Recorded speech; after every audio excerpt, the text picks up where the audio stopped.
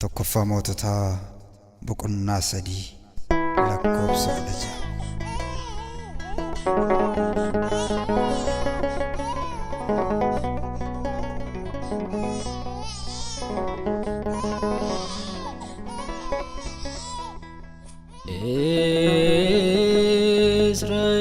Israelit akastaye Motumma Solomoni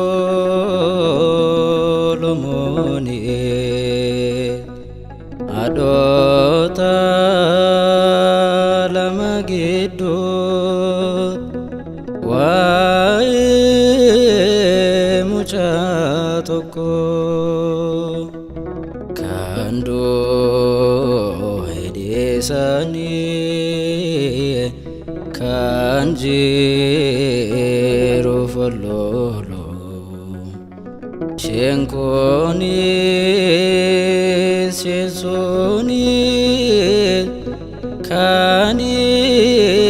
koti jechu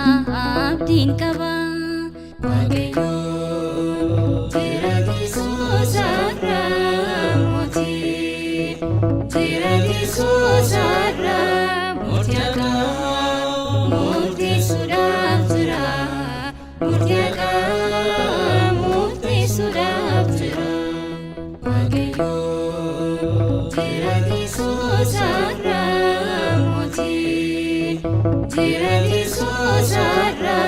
murtiaka murti sudabjira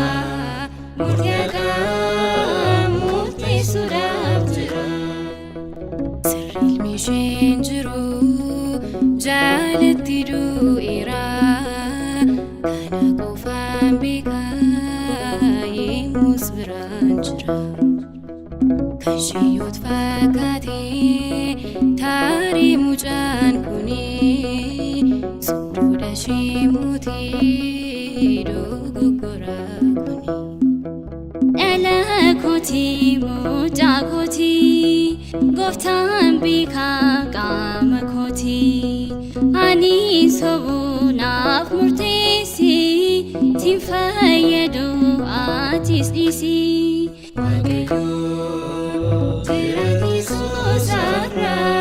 moti tirati soosarra murtiaka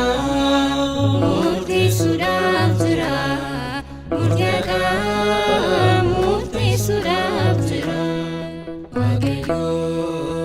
tirati soosarra moti tirati soosarra murtiaka murti sudabjira murtiaka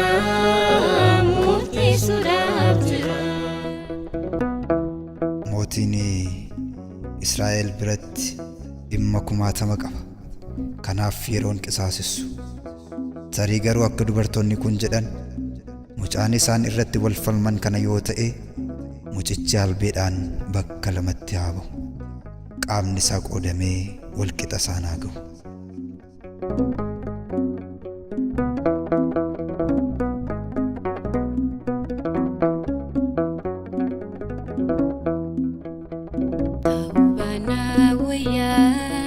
murtiin kana ta'u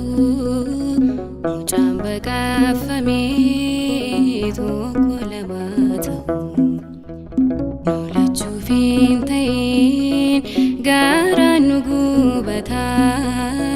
kan eenyu awwaalamee kan eenyu jiraata maaloo yaa mootii koo inaajjisiin tokkicha koo maaloo kenniifa yaa masaa maaliif du'aa maal lubbuunsaa Magayo tirati soosarra moti tirati soosarra murtiaka murti sudabjira murtiaka murti sudabjira Magayo tirati soosarra moti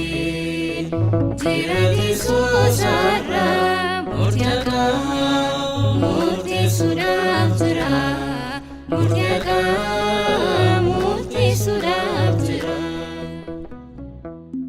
ammaati mucaa ifatti beekamteetti dubartittiin isheen tokko mucaa irratti murtiin du'aa yeroo fudhatamu ishee gammachiisu argineerra isheen lammaffaan garuu murtii du'aa kana gonkumaa kan hin fudhanne ta'e argineerra kanaaf seera uumamaatiin daa'imni kun hin du'in jettee dubartiin isheen iyyaa turte dhugumatti haadha mucaa kanaa ta'uu ishee mirkaneeffanneerra kanaafuu amma dafaatii daa'ima miidhagaa kana harka dubartii hamtuu kanarraa fuudhaatii haadha ishee dhugaatiif naa kennaa Magayo tirati soosarra moti tirati soosarra murtiaka murti sudabjira murtiaka